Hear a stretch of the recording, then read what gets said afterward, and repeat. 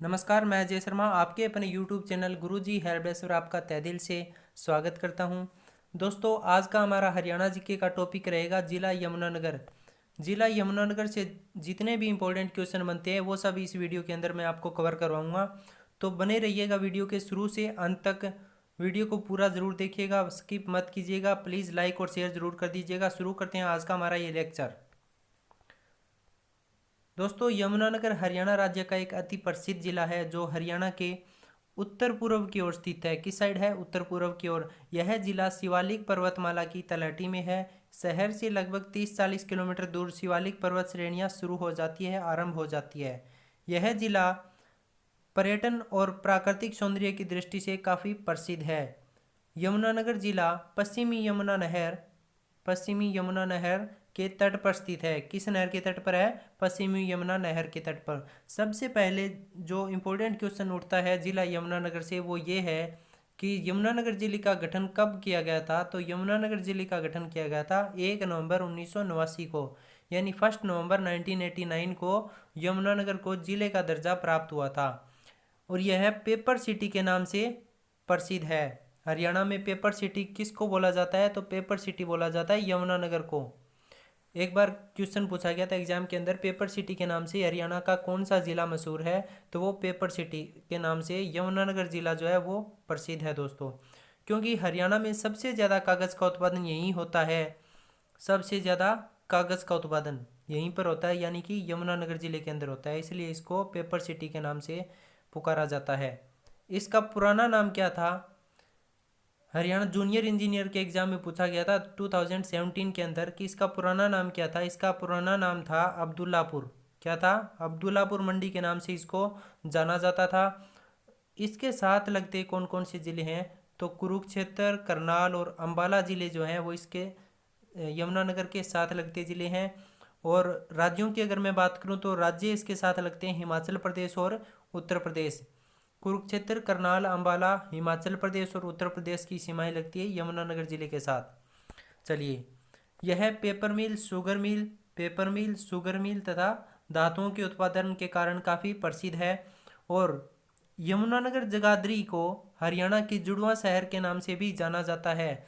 अगर आपके एग्जाम में क्वेश्चन पूछ लिया जाता है कि हरियाणा का जुड़वा शहर कौन सा है, जुड़वा शहर हरियाणा का, तो वो है दोस्तों यमुनानगर जगाधरी। चलिए नेक्स्ट है। अब हम बात करते हैं स्थापना की। यमुनानगर जिले को जिले का दर्जा कब प्राप्त हुआ था? वो हुआ था 1 नवंबर 1989 को, 1 नवंबर 1989 को। क्षेत्रफल कितना है यमुनानगर का? तो क्षेत्रफल है 1768 वर्ग किलोमीटर। कितना है? 1768 वर्ग किलोमीटर।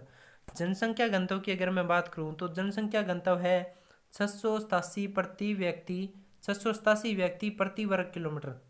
सॉरी, लिखने में मिस्टेक हो गया, 687 व्यक्ति प्रति वर्ग किलोमीटर। चलिए नेक्स्ट है लिंगानुपात। यमुनानगर जिले का लिंगानुपात कितना है? तो यमुनानगर जिले का लिंगानुपात है दोस्तों 877। 2011 की जनगणना के अकॉर्डिंग है ये। और ऑफिशियल डाटा यमुनानगर जिले की साइट पर आप जाकर देख सकते हो। और हरियाणा गवर्नमेंट की जो वेबसाइट है उस पर जाकर भी आप देख सकते हो। ऑफिशियल डाटा यही है। बाकी अलग अलग यूट्यूबर और अलग अलग बुक्स 870 और 873 भी बताती है। चलिए नेक्स्ट है कुल जनसंख्या की अगर मैं बात करूं, कुल जनसंख्या 2011 की जनगणना के अकॉर्डिंग 12,14,162 है। कितनी है? 12,14,162 यहाँ की कुल जनसंख्या है। जिनमें से पुरुषों की जनसंख्या है 6,46,801। कितनी है? 6,46,801 पुरुष जनसंख्या है यमुनानगर जिले के अंदर। महिलाओं की जनसंख्या कितनी है? तो महिलाओं की जनसंख्या है 5,67,361। 5,67,361 महिलाओं की जनसंख्या है। चलिए नेक्स्ट है साक्षरता दर की अगर हम बात करें, साक्षरता दर है ये 2011 के अकॉर्डिंग। ठीक है, चलिए साक्षरता दर है यहाँ की 78.90%। कितनी है? 78.90% यहाँ की साक्षरता दर है 2011 की जनगणना के अकॉर्डिंग। अगर मैं बात करूँ पुरुष साक्षरता दर की तो वो है 85.1%। 85.1% पुरुष साक्षरता दर है। और महिला साक्षरता दर है 72%, यानी कि 72%। चलिए नेक्स्ट है तहसील की अगर मैं बात करूं, वर्तमान में तहसील तो वो है 4। यमुनानगर में वर्तमान में तहसीलें हैं 4। कौन कौन सी है? एक है जगाधरी, एक है रादौर, एक है ये बिलासपुर, और फोर्थ है छछरौली। जगाधरी, रादौर, बिलासपुर और छछरौली जो है वो 4 तहसीलें हैं यमुनानगर जिले के अंदर। चलिए नेक्स्ट हम बात करेंगे उप तहसीलों के बारे में। उप तहसील कितनी है यमुनानगर जिले के अंदर? तो उप तहसील है दोस्तों 3। कौन कौन सी है?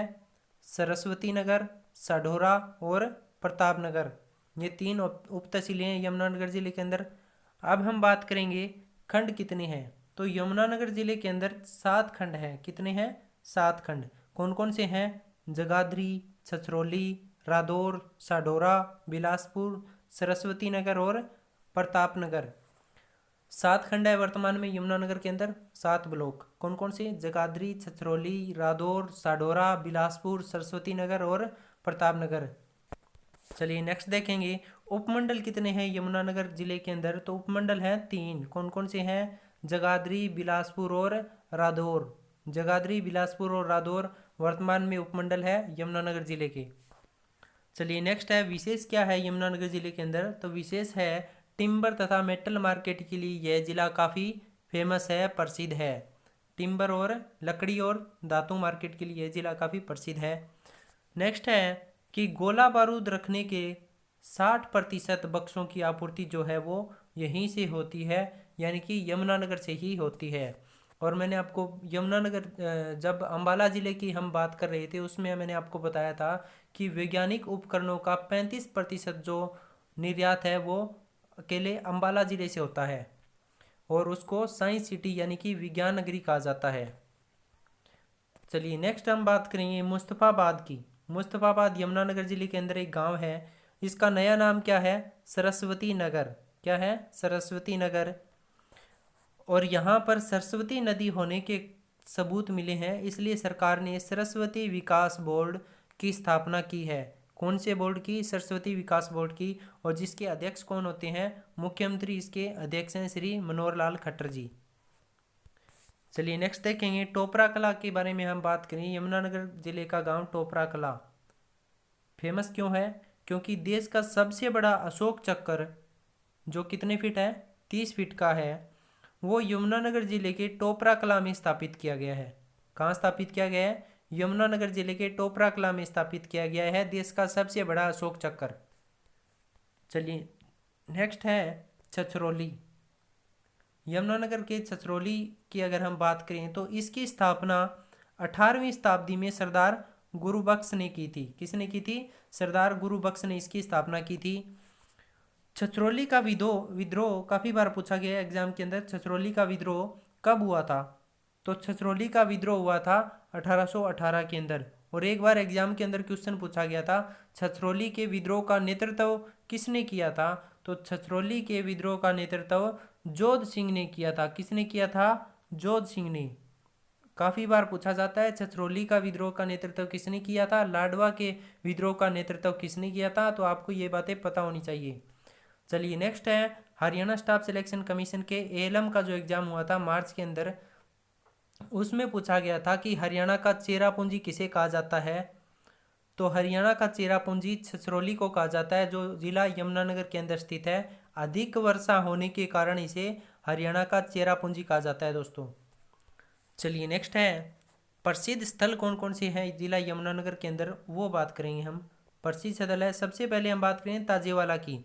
ताजेवाला की अगर हम बात करें तो ताजेवाला जो है वो यमुनानगर जिले का ताजेवाला एक रमणीय स्थल है। यहाँ स्थित ताजेवाला हेडवर्क्स एक प्रसिद्ध पर्यटक स्थल है। इसी स्थान से यमुना नहर निकलती है। चलिए नेक्स्ट है कालेसर राष्ट्रीय पार्क के बारे में हम बात करेंगे। कालेसर नेशनल पार्क यह भारत का एक प्रमुख राष्ट्रीय उद्यान है। और 8 दिसंबर 2003 को, कब? 8 दिसंबर 2003 को पार्क का क्षेत्रफल 11,570 एकड़ होने पर उसे राष्ट्रीय उद्यान घोषित किया गया।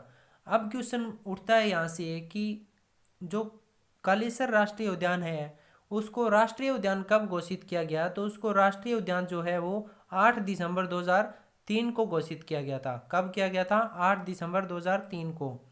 कालेसर नेशनल पार्क संरक्षित क्षेत्र में स्थित कालेसर शिव मंदिर के नाम पर है। यहाँ एक प्राचीन शिव मंदिर है, उसी के नाम पर यह कालेसर नेशनल पार्क जो है वो स्थित है दोस्तों। चलिए नेक्स्ट है कि राष्ट्रीय उद्यान के निकट कालेसर वन्यजीव अभयारण्य है। इसका क्षेत्र 13,209 एकड़ होने पर इसे 13 दिसंबर 1996 को अधिसूचित किया गया था। कब किया गया था? 13 दिसंबर 1996 को कालेसर वन्यजीव अभयारण्य को अधिसूचित किया गया था 13 दिसंबर 1996 को। चलिए नेक्स्ट हम बात करेंगे हथिनीकुंड बैराज परियोजना की। हथिनीकुंड बैराज परियोजना क्या है? हथिनीकुंड को मछुआरों का स्वर्ग कहा जाता है। सबसे पहले मेन बात यह है कि हथिनीकुंड को मछुआरों का स्वर्ग कहा जाता है और इसका निर्माण जो है वो ताजेवाला हैंडवर्क्स के स्थान पर किया गया है। किस स्थान पर किया गया इसका निर्माण? ताजेवाला हैंडवर्क्स के स्थान पर हथिनीकुंड बैराज परियोजना का निर्माण किया गया है। चलिए नेक्स्ट है कि हथिनीकुंड बैराज के निर्माण का मुख्य उद्देश्य क्या है? तो इसका मुख्य उद्देश्य है पश्चिमी और पूर्वी यमुना नहर से पेयजल की आपूर्ति करना तथा हरियाणा, दिल्ली और उत्तर प्रदेश को बाढ़ से बचाना हथिनीकुंड बैराज परियोजना का मुख्य उद्देश्य है। चलिए नेक्स्ट हम बात करेंगे श्री कालेश्वर महादेव मठ की। श्री कालेश्वर महादेव मठ यहाँ का प्रसिद्ध स्थान है कालेश्वर महादेव मठ। यह जगाधरी पांवटा साहिब नेशनल हाईवे पर स्थित है। कालेश्वर महादेव मठ श्रद्धालुओं की अटूट श्रद्धा का आस्था केंद्र है। यह प्राचीन मठ है दोस्तों कालेश्वर महादेव मठ। और महाभारत कालीन यह मठ महाभारत कालीन में बना हुआ है। महाभारत काल में बनाया गया था इसको। महाभारत कालीन यह मठ विश्व के 12 मठों में से एक है। इंपॉर्टेंट बात क्या है? विश्व के 12 मठों से एक मठ है कालेश्वर महादेव मठ। यह मठ यमुना व सरस्वती नदी के संगम पर स्थित है। किन नदियों के संगम पर स्थित है? यमुना और सरस्वती नदी के संगम पर स्थित है। चलिए नेक्स्ट है कपाल मोचन गुरुद्वारा। कपाल मोचन गुरुद्वारा की अगर हम बात करें तो कपाल मोचन गुरुद्वारा जो है वो यमुनानगर जिले के बिलासपुर रोड पर जगाधरी शहर से 17 किलोमीटर दूर उत्तर पूर्व में हिंदुओं और सिखों के लिए तीर्थ यात्रा का एक प्राचीन स्थान है। मान्यता है, ऐसा लोग मानते हैं कि गुरु गोविंद सिंह जी बंगियानी का युद्ध जीतने के बाद यहाँ आए थे और 52 दिनों तक यहाँ ठहरे थे। युद्ध से आने के बाद गुरु गोविंद सिंह जी ने यहाँ अपने अस्त्र शस्त्र धोए थे। गुरु गोविंद सिंह जी ने बंगियानी का युद्ध जीतने के बाद यहाँ आकर अपने अस्त्र शस्त्र धोए थे, ऐसी मान्यता है। इसलिए इसे गुरु गोविंद सिंह जी का शस्त्र घाट भी कहते हैं। आपके एग्जाम के अंदर क्वेश्चन पूछा जा सकता है कि किस गुरुद्वारे को गुरु गोविंद सिंह जी का शस्त्र घाट कहा जाता है, तो वो यही कपाल मोचन गुरुद्वारा है यमुनानगर के अंदर। चलिए नेक्स्ट है चिट्टा मंदिर। चिट्ठा मंदिर। चिट्ठा मंदिर कहाँ है? यमुनानगर जिले में स्थित है। इस हनुमान मंदिर के बारे में कहा जाता है कि इसमें स्थित श्वेत हनुमान की मूर्ति की स्थापना लगभग 70 वर्ष पूर्व की गई थी। चलिए नेक्स्ट है आदि बद्री नामक स्थान जो है उसके बारे में हम पढ़ेंगे। आदि बद्री क्या है? यमुनानगर जिले के बिलासपुर के उत्तर में शिवालिक की पहाड़ियों में यह एक पुरानी गांव बसा हुआ है। पुरानी गांव है ये आदि बद्री, जो जिला यमुनानगर में स्थित है। नेक्स्ट है यह सरस्वती नदी का उद्गम स्थल है। एग्जाम के अंदर पूछ सकता है सरस्वती नदी का उद्गम स्थल क्या है, तो वो यमुनानगर जिले का आदि बद्री नामक गांव है जहाँ से सरस्वती नदी का उद्गम होता है। नेक्स्ट है बसंतपुर। बसंतपुर क्या है? यह यमुनानगर जिले के उत्तर पूर्व में यह नगर बसा हुआ है। इस स्थान का संबंध राजा शांतनु से माना जाता है। किस राजा से? राजा शांतनु से। राजा शांतनु का संबंध किस गांव से है? तो बसंतपुर से है, जो जिला यमुनानगर में है। चलिए नेक्स्ट है भगवान परशुराम सर्वधर्म मंदिर कहाँ है? तो वो जगाधरी में स्थित है दोस्तों। नेक्स्ट है पंचमुखी हनुमान मंदिर कहाँ है? तो वो जगाधरी में है। नेक्स्ट है सरस्वती शुगर मिल कहाँ है? तो सरस्वती शुगर मिल जो है वो जिला यमुनानगर में स्थित है। यह मिल सरस्वती औद्योगिक सिंडिकेट लिमिटेड की यूनिट है। नेक्स्ट है कि Bharat starch chemical limited. Bharat starch chemical limited company क्या है, इसके बारे में हम जानेंगे। इसकी स्थापना 1938 में की गई थी। यहाँ मक्के का स्टार्च और इसके उत्पाद तैयार किए जाते हैं। चलिए नेक्स्ट है दीनबंधु छोटूराम तापीय विद्युत परियोजना। दीनबंधु छोटूराम तापीय विद्युत परियोजना कहाँ स्थित है? जिला यमुनानगर में स्थित है यह। और इसकी क्षमता कितनी है? तो 600 मेगावाट इसकी पावर है दोस्तों, क्षमता है। और इसकी स्थापना कब की गई थी? 2008 में इसकी स्थापना की गई थी। ये पूछ सकता है इसकी स्थापना कब की गई थी, तो इसकी स्थापना की गई थी 2008 में। इसकी क्षमता पूछ सकता है कितनी है, 600 मेगावाट इसकी क्षमता है। और ये पूछ सकता है कि यमुनानगर जिले के अंदर कौन सी तापीय विद्युत परियोजना है, तो वो दीनबंधु छोटूराम तापीय विद्युत परियोजना है जिला यमुनानगर के अंदर। नेक्स्ट है Ballarpur paper mill. Ballarpur paper mill, इसकी स्थापना 1929 में यानी कि 1929 में Messrs Punjab pulp and paper mill के नाम से की गई थी। 1929 में इसकी स्थापना की गई थी, तब इसका नाम हुआ करता था Messrs Punjab pulp and paper mill. चलिए नेक्स्ट है कि यमुना गैस व केमिकल लिमिटेड क्या है। इसकी स्थापना 1973 में की गई थी। यमुना गैस व केमिकल लिमिटेड की स्थापना 1973 में की गई थी, यानी कि 1973 में की गई थी। 1988 में इसका नाम जो है वो चेंज करके यमुना गैस व केमिकल लिमिटेड रख दिया गया। चलिए नेक्स्ट है पश्चिमी यमुना नहर। पश्चिमी यमुना नहर के बारे में हम पढ़ेंगे। पश्चिमी यमुना नहर यमुनानगर जिले के ताजेवाला नामक स्थान से निकलती है। एक बार एग्जाम के अंदर क्वेश्चन पूछा गया था ग्रिड सब स्टेशन ऑपरेटर के एग्जाम में कि पश्चिमी यमुना नहर यमुनानगर जिले के किस स्थान से निकलती है, तो वो ताजेवाला नामक स्थान से निकलती है पश्चिमी यमुना नहर। और इसकी लंबाई कितनी है? इसकी लंबाई है दोस्तों 3226 किलोमीटर। कितनी है? 3226 किलोमीटर। नेक्स्ट है बिरबल का रंग महल। अब बिरबल का रंग महल कहाँ स्थित है? तो बिरबल का रंग महल जो है वो यमुनानगर से 12 किलोमीटर दूर बुढ़िया नामक एक जगह है। बुढ़िया नामक एक जगह है, वहाँ पर एक प्राचीन कस्बे के नज़दीक बिरबल ने अपने रहने के लिए आबादी से दूर जंगलों में महल का निर्माण करवाया था, जिसे बिरबल का रंग महल कहा जाता है। क्या कहा जाता है? बिरबल का रंग महल। इसका निर्माण शाहजहां के शासनकाल में हुआ था। किसके शासनकाल में हुआ था? शाहजहां के शासनकाल में इसका निर्माण करवाया गया था, बिरबल के रंग महल का। चलिए नेक्स्ट है चनेटी का स्तूप। चनेटी का स्तूप कहाँ स्थित है? चनेटी का स्तूप जो है वो हरियाणा की सबसे प्राचीन इमारत है दोस्तों। हरियाणा की सबसे प्राचीन इमारत कौन सी है? चनेटी का स्तूप। इसका जिक्र चीनी यात्री ह्वेनसांग जो चीनी यात्री था उसने भी अपनी पुस्तक में किया है चनेटी के स्तूप का जिक्र। नेक्स्ट है railway carriage and wagon workshop. Railway carriage and wagon workshop कहाँ स्थित है? तो यह यमुनानगर जिले के जगाधरी में स्थित है। कहाँ स्थित है? यमुनानगर जिले के जगाधरी में। और इसका निर्माण कब किया गया था? इसका निर्माण किया गया था 1952 के अंदर। कब किया गया था? 1952 में। चलिए वीडियो लेक्चर देखने के लिए आपका बहुत बहुत धन्यवाद दोस्तों। यमुनानगर जिले से संबंधित इंपॉर्टेंट क्वेश्चन जो आपके एग्ज़ाम के लिए अति महत्वपूर्ण है वो सब मैंने इस लेक्चर के दौरान प्रोवाइड करवा दिया आपको। वीडियो देखने के लिए आपका बहुत बहुत धन्यवाद। जय हिंद।